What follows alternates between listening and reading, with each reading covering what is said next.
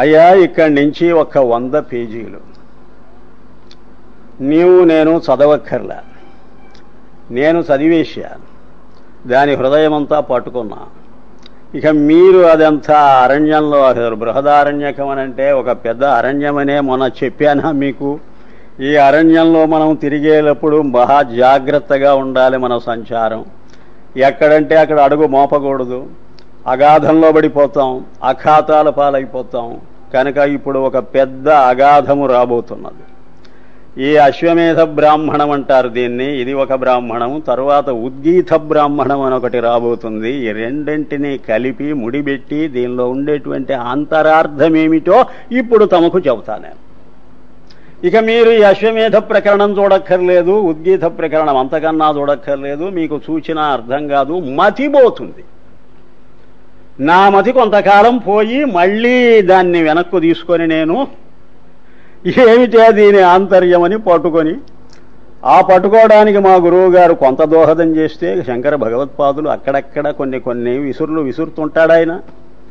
అవి పట్టుకొని ఉపనిషత్తును మళ్ళీ చూసుకొని దానికి దీనికి కూడా సమన్వయం చేసుకొని మనస్సులో చక్కగా మననం చేసి, ఆ మననం చేసిన దాని ఫలితం ఏమిటో తమకు అందిస్తున్నాను. ఇప్పుడు ఈ అరణ్యంలో నేను ఒక పెద్ద టార్చ్ లైట్ చేతికి తీసుకొని ముందుకు వెళ్ళిపోతుంటా. పక్కన ఏమున్నాయో అగాధాల అఖాతాల అడగండి, కావలసినవి ఉంటాయి.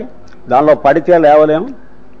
అమర్నాథ్కు యాత్రికులు ఉంటారు చూడండి, అమర్నాథ యాత్రికులు గుర్రాల మీద కదా వాళ్ళు వెళ్ళిపోతారు.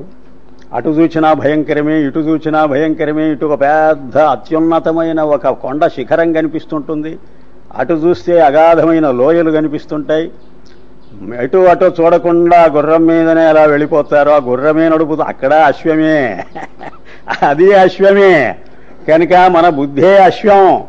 ఈ బుద్ధితో నేను ముందు ప్రయాణం చేస్తూ పోతాను, నా వెనకాలే వస్తూ ఉండండి. నేను ఇంకేం అటు ఇటు చూడకండి, మాట్లాడకండి.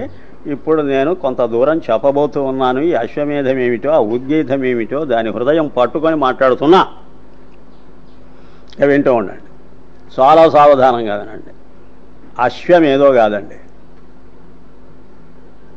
మానవుడి మనస్సా కావచ్చు, ప్రాణమా కావచ్చు, లేదా బాహ్యంగా ఉండే కాలమా కావచ్చు అని అంటున్నారే. ఇంకా ఏమైనా ఉందా? ఉంది.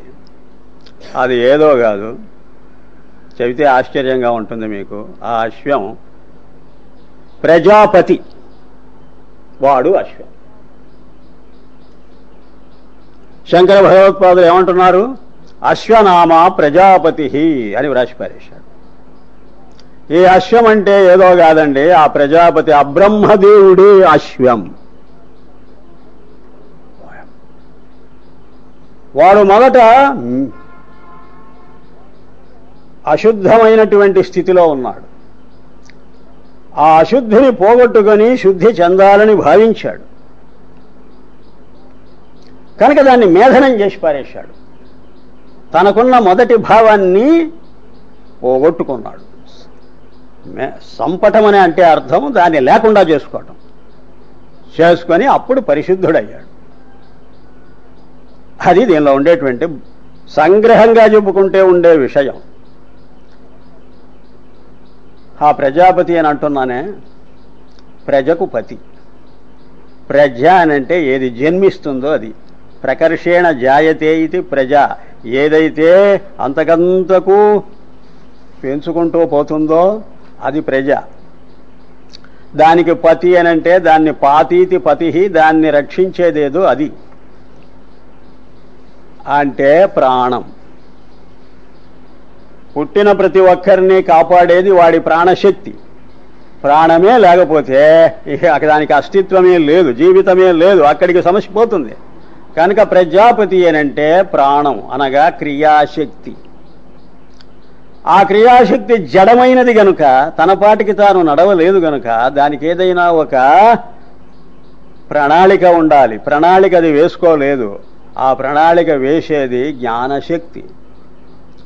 దానికే మనస్సు అని పేరు, దేనికే ప్రాణమని పేరు. జ్ఞానశక్తి, క్రియాశక్తి అని అర్థం. ఇదే ప్రజాపతి స్వరూపం. అయితే మనస్సు ప్రాణం వరకే అయితే ప్రజ. పతి కాదు.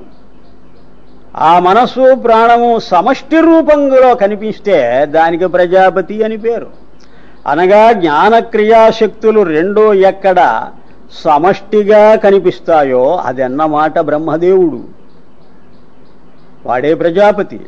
సరే, మంచిదే. ఆ సమష్టి రూపమైన ప్రాణం అన్నారు, మనస్సు అన్నారే, cosmic mind and cosmic life. Individual లెవెల్లో మాట్లాడటం లేదు, ఏది యూనివర్సల్ లెవెల్ అనగా సమష్టి అంటారు దాన్ని. ఇండివిజువల్ అయితే వ్యష్టి, మన లెవెల్లో మాట్లాడితే వ్యష్టి, ఆ లెవెల్లో మాట్లాడితే అది సమష్టి.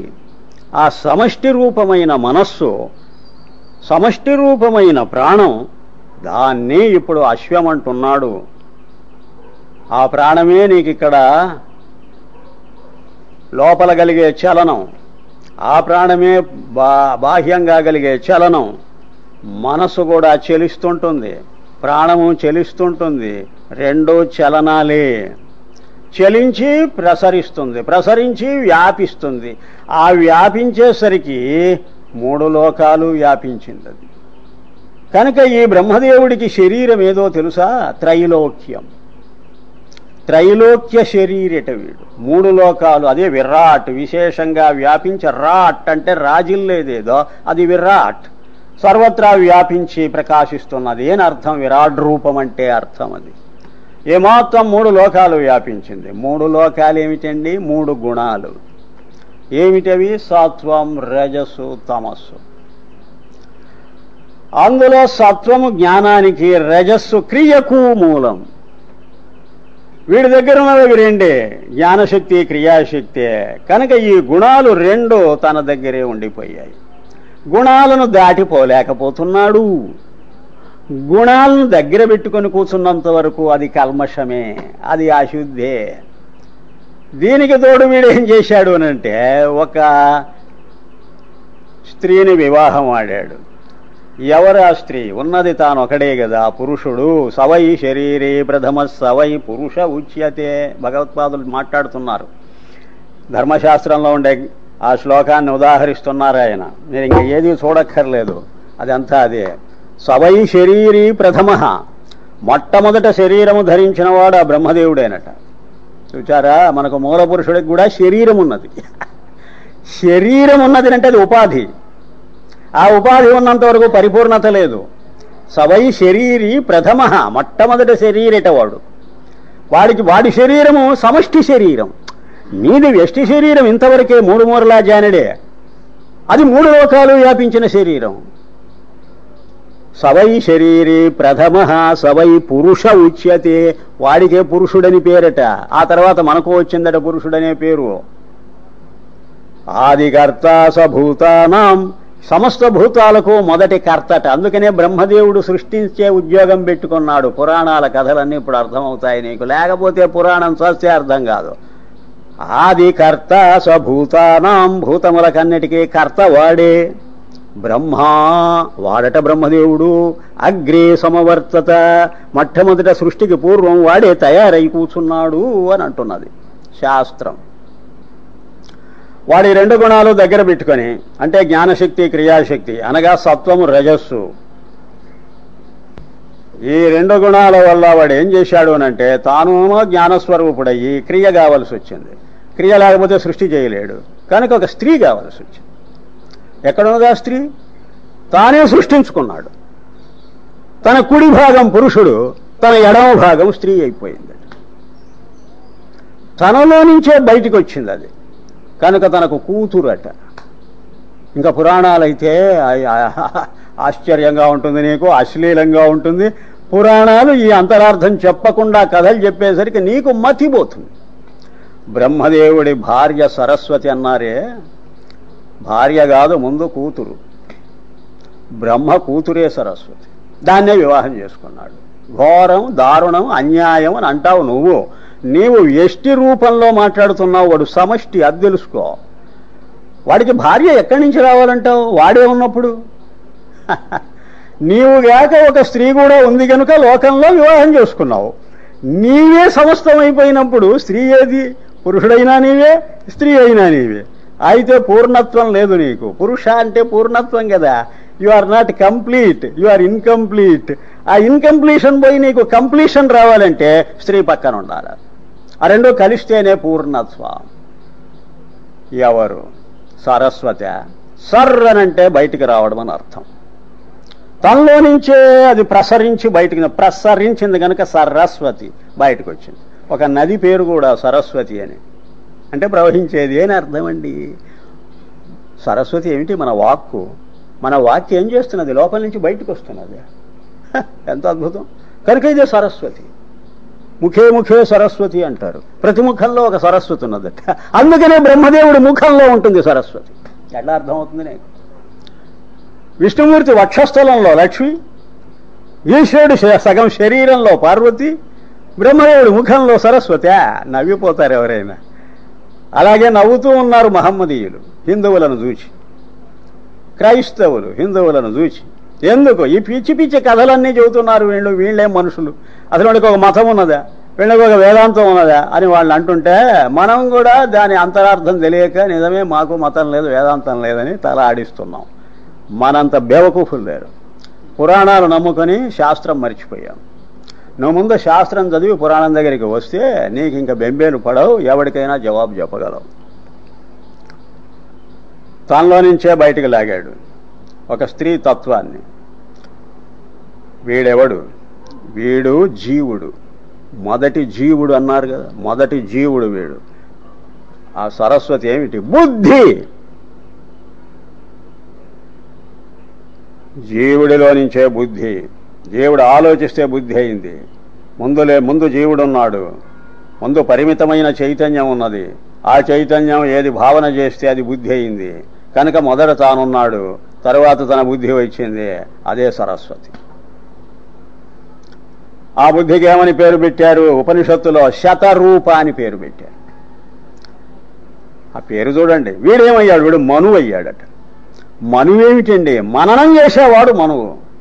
ఎవడైతే ఆలోచిస్తుంటాడో వాడు మన్ అంటే టు థింక్ అని అర్థం. అందుకనే మనం మనుష్యులం, మనుజులం, మానవులం అయ్యాము అంటే అర్థం ఏమిటో తెలుసా? మను సంతతి. మన మూల పురుషుడు మనువట. వాడు స్వయంభువ, స్వారోచిషుడా, ఇంకా 14 మనువుల పేర్లు చెప్పారు మన వాళ్ళు. అంతా మతిపోయే వ్యవహారం. ఏమీ మతిపోనక్కర్లేదు. మనకు బాగా అర్థం చేసుకుంటే చాలా స్థిమితత ఏర్పడుతుంది. లేకపోతే మతి స్థిమితం తప్పిపోతాం. కనుక వాడి బుద్ధే వాడికి భార్య. భార్య తనకు అధీనంలో ఉంటే అది భార్య అనే మాటకు అర్థం. పురుషుడి అధీనంలో ఉన్నది కాబట్టి దానికి భార్య అని పేరు. వాడు భరిస్తున్నాడు కాబట్టి వాడు భర్త. తన భార్యను తాను భరిస్తున్నాడు, వాడి చేత భరింపబడుతున్నది కాబట్టి ఇది భార్య. అంటే వాడి ఆలన పాలనలో ఉందన్నమాట, వాడి స్వాధీనమై ఉన్నదన్నమాట. కనుక మనువు యొక్క స్వాధీనంలో శతరూప ఉన్నది. శతరూప అనే పేరు ఎందుకు వచ్చిందండి? శతవిధాలుగా రూపాలు ధరిస్తుంది. అది బుద్ధి. అర్థం చెబుతారా? పెడతారా? నువ్వు మొత్తం గ్రంథం చదివినా అర్థం రాదు, చెప్పరు. అది శిష్యులు దగ్గర కూర్చొని ఉన్నప్పుడు ఆగమ రూపంగా గురువు గారు దాని ఆంతర్యాన్ని వాళ్లకు బయట పెడతాడు. అది రహస్యం. ఎక్కడంటే ఎక్కడ చెప్పకూడదు. అర్థం చేసుకుంటారో లేదో అని అనుమానం. కనుకనే పుస్తకాల్లో అంతరార్థాలు సస్తే వ్రాయరు. అసలే వ్రాయకపోతే నా ఓటి వాడికి కూడా గైడెన్స్ లేదు కాబట్టి నా కోసంగా అక్కడక్కడ కొన్ని క్లూస్ ఇస్తారు. క్లూస్ అంటారు వాటిని. అవి పట్టుకొని ఆ మధ్యలో ఉండేటువంటి ఖాళీ అంతా మన బుద్ధి వ్యాపించాలి. అప్పుడు సమన్వయం అవుతుంది. దీనికే మననమని పేరు. కనుకనే ఇప్పుడు నువ్వు వేదాంతం కూడా నువ్వు వింటున్నంత వరకు నీకు మనసుకు రాదు, బోధపడదు చక్కగా. నీవు సొమ్ము కాదది. కారణం ఏమిటంటే నువ్వు శ్రవణం చేసేవే గాని, అంటే లెటర్ బాక్స్లో పడిపోయాయి లెటర్స్ అంతే. అది బట్వాడా అనిపించుకుంటుందా? అవి లోపలికి తీసుకెళ్ళి సార్ట్ చేసుకోవాలి. అది మననం అండి. అబ్బో, మననం అంటే విచారణ. విచారణ చేయకపోతే నీకు నిశ్చయ జ్ఞానము స్వస్థే కలగదు. కనుక ఆ శతరూపాన్ని పేరు పెట్టడంలోనే ఎంత అర్థం ఉన్నదో తెలుసా? శత విధాల రూపాలు ధరిస్తుంది, పరిపరి విధాల పోతూ ఉంటుంది. ఆ పోయేటప్పుడు ఈ మనువు చూస్తూ ఉన్నాడు, వీడు ఆలోచిస్తున్నాడు కదా, అది ఎన్ని రకాలుగా వేషాలు వేస్తున్నదో. ఒక్కొక్క వేషం అది వేస్తూ ఉంటే, అది స్త్రీ వేషం వేస్తుంటే వీడు పురుష వేషం వేస్తున్నాడు. దాని వెంట పడిపోయాడు. పుస్తకంలో మీరు అది చదివారనంటే మీకు నిద్ర పట్టదు, రాత్రి భయంకరంగా ఉంటుంది, చాలా అశ్లీలంగా ఉంటుంది. ఏమిటి వ్యవహారం? దాని ఆంతర్యం తెలుసుకోండి. ఆ బ్రహ్మదేవుడు, ఆ ప్రజాపతి మనువుగా మారిపోయి శతరూపను సృష్టించుకొని, అది తన కూతురు, ఏది మామూలుగా మాట్లాడితే దాని భార్యను చేసుకొని, దాన్ని స్వాధీనం చేసుకొని, అది ఏ వేషం వేస్తూ ఉంటే తాను ఆ వేషం, అది స్త్రీ వేషం, తాను పురుష వేషం. జరాయుజ అండజ స్వేదజ ఉద్భిజ్య, ఏ జాతిలో కూడా స్త్రీ పురుష తత్వాలు ఉంటాయి. Positive negative poles, positive negative poles అణువులో కూడా ఉంటాయి. అవి రెండు కలయకపోతే సృష్టి లేదు. కనుక అలాగా సృష్టించుకుంటూ పోయారు. మొత్తం ప్రపంచమంతా ఈ ఇద్దరి కలయిక వల్ల ఏర్పడ్డ పెద్ద సృష్టి, అండపిండ బ్రహ్మాండాలన్నీ తయారైపోయాయి. అది బ్రహ్మదేవుడి సృష్టి పురాణాలలో. అర్థమైందా? సృష్టించాడు, చేశాడు. సంతానాన్ని కన్నారు ఇద్దరు కలిసి. ఆ సంతానం దేవతలు, రాక్షసులు. వారికి అసురులని పేరు రాక్షసులకు, వీరికి సురలని పేరు. దయా ప్రాజాపత్యా దేవాశ్చ అసురాశ్చ అని ఉన్నది ఉపనిషత్తులో. ఇంకా ఇవన్నీ చదవక్కర్లేదు మీరు, నేను చెప్పిన తర్వాత చదవండి, లేకపోతే పోతుంది మతి. అసుర అనంటే అసువులలో రమించేవారు అసుర అంటే ప్రాణశక్తినే నమ్ముకున్నారు, జ్ఞానశక్తి లేదు. దానికి భిన్నంగా దేవ, దివ్యతీతి దేవ, ప్రకాశించే స్వభావం ఉన్నది. ప్రాణానికి ప్రకాశించే స్వభావం లేదు, జ్ఞానానికే ప్రకాశించే లక్షణం. అంటే సత్వగుణం బాగా విజృంభించి దానివల్ల జ్ఞానోదయమైనటువంటి వారు దేవతలు. రజోగుణ ప్రభావం వల్ల క్రియాశక్తినే నమ్ముకుని ప్రాణం తప్ప జ్ఞానం లేదు పొమ్మని దాని వెంటనే పడిపోయేటువంటి వారు రాక్షసులు అయ్యారట. కశ్యప ప్రజాపతి సంతానం ఇదే. దితి, అదితి. దితి అంటే ఎక్కడికెక్కడ ఖండనం చేయడం, అదితి అంటే కలుపుకోవటం. ఖండిస్తే దితి, రెండింటినీ కలిపేస్తే అదితి. కలుపుకునే స్వభావం జ్ఞానానికి ఉంటుంది, విడగొట్టే స్వభావం క్రియకుంటుంది. కనుక రాక్షసులంతా విప్లవము సృష్టించారు సృష్టిలో. దేవతలు ఆ విప్లవానికి భయపడిపోయి శుద్ధ సత్వ ఉపాధి అయిన వాడు ఎవడా అని చూస్తే వాడు బ్రహ్మదేవుడు కనిపించాడు. వాడి దగ్గరికి వెళ్ళి మొరబెట్టుకుంటారు. అప్పుడు ఆయనే కాపాడాలి. ఎలాగా?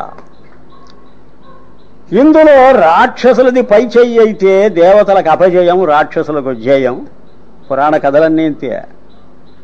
దేవతలది పై చెయ్యి అయితే దేవతలకు జయం, రాక్షసులకు అపజయమని వర్ణించారంటే అర్థం తెలుసా?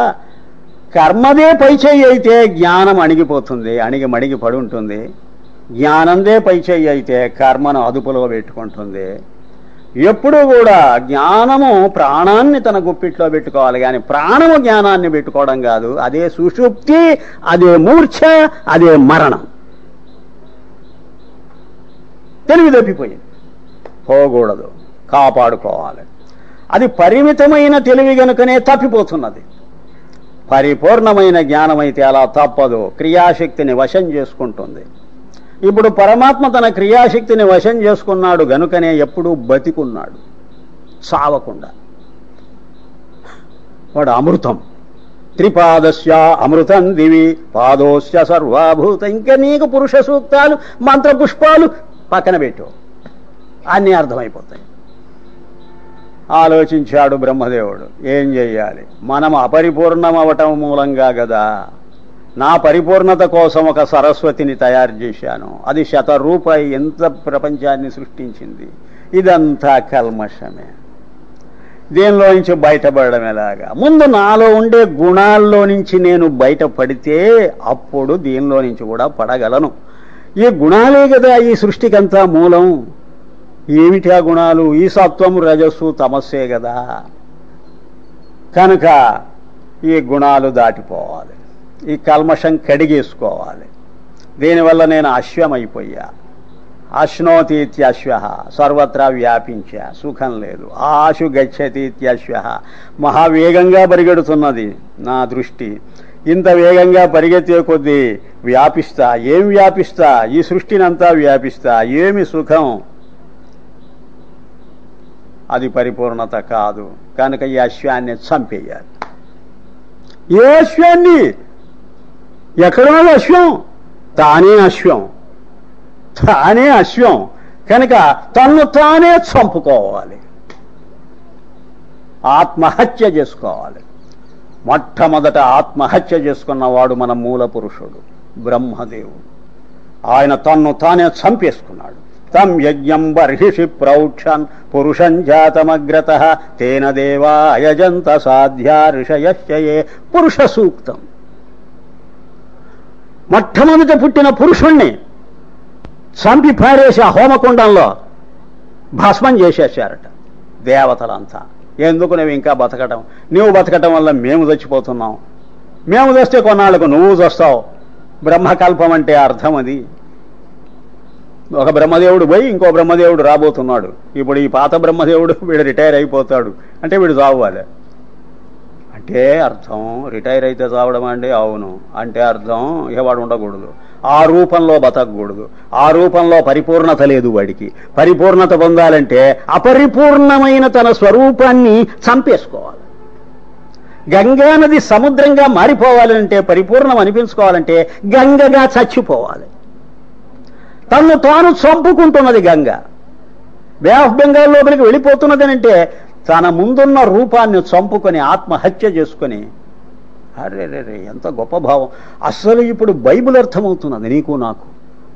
క్రైస్తు మహానుభావుడు ఎంత ఉపనిషత్తు హృదయం తెలిసి ఆయన మాట్లాడా అనిపిస్తుంది నాకు. ఇప్పుడు క్రిస్టియన్స్కు చెప్పాలి, వాట్ ఈజ్ మెంట్ బై రెసరెక్షన్. సరెక్షన్ అంటే పైకి రావడం, రిసరెక్షన్ అంటే సచ్చి మళ్ళీ బతకటం. క్రిస్టియన్స్ని అడగండి, వాళ్ళు ఏమంటారో తెలుసా? భౌతికంగా చెబుతారు అర్థం. అంటే క్రైస్తు పోయాడండి, ఆ శ్మశానంలో గోరీ కట్టేశారండి, ఆయనకు సమాధి కట్టారండి, ఆ సమాధిలో నుంచి ఆయన మళ్ళీ పైకి లేస్తాడండి అని అంటారు. క్రిస్టియన్స్ని ఎవరినైనా అడగండి, మళ్ళీ క్రీస్తు వస్తాడండి అని అంటారు. దానికి అర్థం తెలియదు. అసలు ఉపనిషత్తు మనకు తెలుసా? ఎవరికి తెలుసుండే అర్థం? హిందువులకు తెలుసా? క్రైస్తవులకు తెలుసు? ఎవరికి తెలియదు. మననం చేసిన పెద్ద మనిషికే తెలుస్తుంది అర్థం, లేకపోతే ఏది తెలియదు. తన్ను తాను చంపుకొని out of his own ashes he should rise again as a full personality. ఇప్పుడు ఫుల్నెస్ లేదు వాడికి. కనుక ఏం చేశాడు ఆయన? అశ్వమేధనం చేసేశాడు. తన అశ్వాన్ని తాను చంపేసుకున్నాడు. అంటే అశ్వంగా ఉన్నటువంటి తన యొక్క స్వరూపాన్ని తాను మేధనం అని అంటే వధించాడు, చిత్రవధ చేశాడు. ఆ చెయ్యడంలో ఒక్కొక్క గుణం వల్ల ఏర్పడ్డ ఒక్కొక్క జీవభావాన్ని, అదే ఆ అశ్వమ యొక్క కాళ్ళు, మరి చెవులు, తల, మొల అన్ని విరిచి పారేసి ఆ హోమకుండంలో హోమం చేయడం అని అంటే ఏ ఒక్క భావం మిగలకూడదు, ఏ ఒక్క భాగం మిగలకూడదు. దాన్ని హోమం చేశాడు. అగ్నిహోత్రమేది? బ్రహ్మజ్ఞానం. ఆ జ్ఞానాగ్నిహోత్రంలో ఈ ఇంతకు ముందు తనకున్నటువంటి ఏ రూపం ఉన్నదో అది పరిపూర్ణం కాదు గనుక దాన్ని మేధనం చేసి దాన్ని పూర్ణాహుతి చేసేసాడు. అదే పూర్ణాహుతి. ఇప్పుడు యజ్ఞాల్లో వీళ్ళ మోగం వీళ్ళకి ఏమర్థం తెలుసు? పూర్ణాహుతి. అక్కడ ఉండే కట్టెలు కంపాలు దాన్ని వారేయడమా? అయితే ఇప్పుడు పశువేది? ఆత్మానమేవ పశుం అని అంటారు భగవత్పాదులు. తన్ను తానే పశువుగా భావించి తన పశుత్వాన్ని తాను సంహరించాడు అగ్నిహోత్రంలో. అది మేధనం. అప్పుడు తాను ఏమయ్యాడట? ఆయనకు ఒక పేరు వచ్చింది, మృత్యు అని పేరు వచ్చిందట. ఇవన్నీ ఉన్నాయి. మృత్యు అంటే తనకు తానే మృత్యు అయిపోయాడు. మృత్యు ఏం చేస్తుంది? చంపి పారేస్తుంది అందరినీ. ఇప్పుడు ఈ బ్రహ్మదేవుడిని చంపిన మృత్యుదేవుడు బ్రహ్మదేవుడే. ఇప్పుడు నువ్వు పోయి బాగా దూకావనుకో, చచ్చావు. ఎవరు చంపారు? నేను నువ్వే. అప్పుడు నీకు మృత్యువెవరు? నీవే, టెక్నికల్లీ స్పీకింగ్. అలాగే బ్రహ్మదేవుడు తనకు తానే మృత్యు అయ్యాడు అని అంటుంది ఉపనిషత్తు. అప్పటికి ప్రజాపతి తానే, సంవత్సరము తానేనట. ఆయనకు సంవత్సరం అని ఒక పేరున్నది. అంటే ఎప్పుడూ కదిలిపోతూ ఉండే స్వభావం అది తానే. ఈ కదిలిపోయే స్వభావం గుణాల వల్ల ఏర్పడింది కనుక, దానివల్లనే సృష్టి అంతా జరిగిపోయింది కనుక మళ్ళీ నాలెగ్గరుచుకొని నేనేమిట్రా ఇలా పాడైపోయాని అని మళ్ళీ కూడగట్టుకొని తన స్వరూపాన్ని తాను చిత్రవధ చేసి పారేశాడు. ఇది ఉన్నంత వరకు సుఖం లేదని త్రిగుణాత్మకమైన తన స్వరూపాన్ని చంపేసుకున్నాడు. అలా అయితే గాని గుణాతీతుడవలేడు. సగుణమైన తన రూపాన్ని చంపుకోకపోతే నిర్గుణమైన స్వరూపాన్ని అందుకోలేడు. కనుక బ్రహ్మదేవుడు కూడా తక్కువే. కనుకనే మొన్న మనం చదువుకున్నటువంటి ఛాందోగ్యోపనిషత్తులో శ్యామాచబలం ప్రపద్యే శబలాశ్యామం, శ్యామమే నిర్గుణం, శబలమే సగుణం. ఆ శ్యామంలో నుంచి శబలంలో వచ్చి పడ్డాను కనుక మళ్ళీ శబలంలో నుంచి శ్యామంలోకి రావాలి అని ఉపనిషత్తు చెప్పిందా? నీకు ఆ ఉపనిషత్తు ఏమిటి, ఈ ఉపనిషత్తు ఏమిటి, ఏ ఉపనిషత్తు ఏమిటి, అసలు ప్రపంచం ఏమిటి, సృష్టి ఏమిటి, ఇదేమిటి అదేమిటి అడక్కండి. మీరు దీని మీద అసలు ఉపనిషత్తు ప్రపంచం ఎక్కడున్నారు? ఇదే ఈ పుస్తకమా? ఉపనిషత్తు ప్రపంచం, ఇదే ఉపనిషత్తు. ఉపనిషత్ అంటే నేను అర్థం చెబుతున్నా. ఉప దగ్గరగా, నీ అంటే చాలా క్లోజ్గా, షత్ అంటే కూర్చోవటం. ఎక్కడ దేని దగ్గర కూర్చున్నావు నువ్వు? నేను ఈ పుస్తకం దగ్గర కూర్చోవాలా? నువ్వు కూర్చున్న పుస్తకం ఇది, దాని దగ్గరగా దాని లోపల కూర్చున్నావు. ప్రపంచం లోపలున్నావు. పుస్తకం లోపల తలకాయ పెట్టి పుస్తకం చదువు, నువ్వు చూస్తాం. ఈ పుస్తకం లోపల నేను తల దూర్చి చదవగలనా? కానీ ఈ పుస్తకం లోపల తల దూర్చే ఉన్నాం మనం. ఈ పుస్తకం లోపల తలదూర్చినప్పుడు జాగ్రత్త స్వప్న అవస్థలు, ఈ పుస్తకం వెలబలికి వచ్చి దీన్ని చూస్తున్నప్పుడు సుషుప్తి అవస్థ. పుస్తకాన్ని దాటి యువతలకు వచ్చాము, అయితే అర్థం చేసుకోలేకపోయాం. పుస్తకానికి యువతలకు వస్తే పుస్తకం అర్థం కాదు, పుస్తకం లోపల ఉండే అర్థం చేసుకోవాలి. పుస్తకం యొక్క స్వరూపం ఏమిటో ఏం అర్థం చేసుకుంటున్నాం? కనుక నీకు నువ్వు మృత్యువైపోవాలి. మృత్యువై ఏం చేయాలి? అదితి అయిపోవాలి. ఇవన్నీ మాటలే. బ్రహ్మదేవుడికి పర్యాయ పదాలండి ఇవన్నీ. బ్రహ్మదేవుడు ప్రజాపతిట, ప్రజాపతిగాక సంవత్సరం అట, సంవత్సరమేగాక మృత్యువట, మృత్యువేగాక అదితి అట. అదనం అనంటే తినటం, అదితి అంటే తినేసేవాడు. తను తానే తినేసుకుంటున్నాడట. అది మృత్యువై తాను. నీకు వేరే ఒక మృత్యు ఉంటే నిన్ను తినేస్తుంది అది. నీకు నువ్వే మృత్యువైతే ఎవరినెవరు తినాలి? నిన్ను నువ్వే తినేసేయాలి. తానే మృత్యువై తనకు తన్ను తానే తినేశాడు. తన్ను తానే తినేస్తే తన్ను పోయింది, తాను మిగిలాడు. తన్ను పోయింది అనగా సగుణమైన తన రూపం పోయింది, నిర్గుణమైన రూపం వచ్చేసింది. అది రిసరెక్షన్ అని అన్నది క్రైస్తు పాపం. A man must be twice born. Do you understand my statement అని అడిగాట శిష్యులను క్రైస్తు. ఒక మానవుడు 2 సార్లు పుట్టాలి అన్నాడట. 2 సార్లు పుట్టాలి అనేసరికి వాళ్ళేమనుకుంటున్నారంటే చచ్చిన తర్వాత మళ్ళీ ఒక జన్మ ఎత్తటమేమో అనుకున్నారట. No, while living you should be born again అన్నాడట. నువ్వు ఇప్పుడు బతికున్నప్పుడే మళ్ళీ చచ్చి మళ్ళీ పుట్టాలన్నాడట. ఉపనిషత్తు ఎలా తొంగి చూస్తున్నదో చూడండి.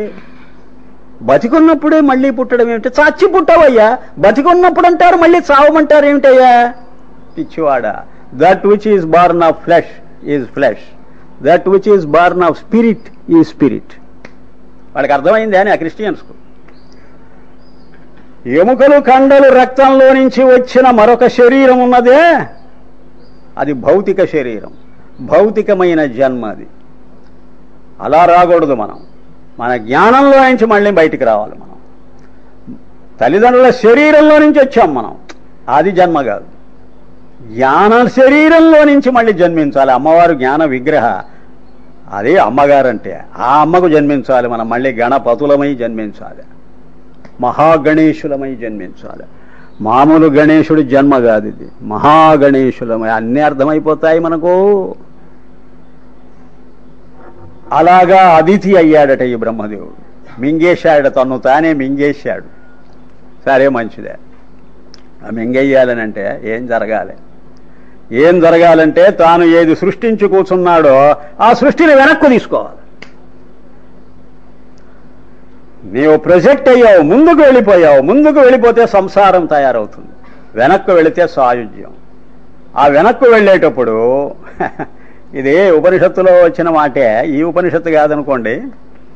లూతాకీటం అని అన్నారు. లూతాకీటం అంటే సాలెపురుగు అండి. అది పైనుంచి వస్తూ ఉంటుంది, కిందికండి ఆ దూలం మీద నుంచండి.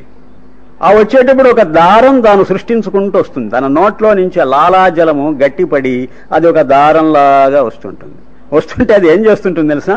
ఆ దారం పట్టుకొని కిందికి వస్తుంది. ఏ దారం?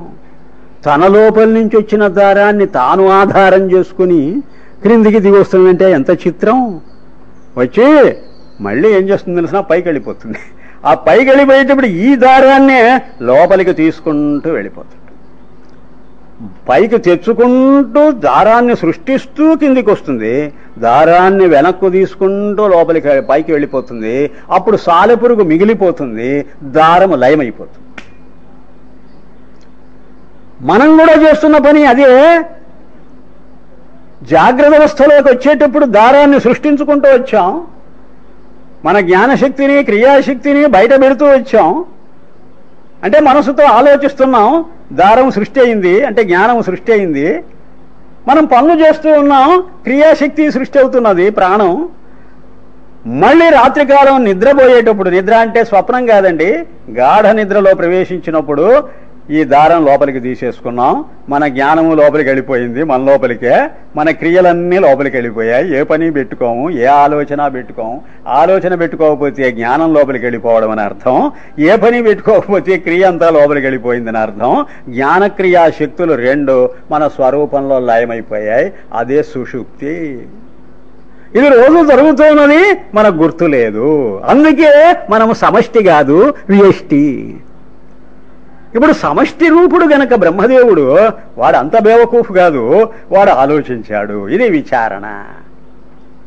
ఆ మననం చేశాడు కాబట్టి మనువయ్యాడు. వాడు ఆలోచించాడు.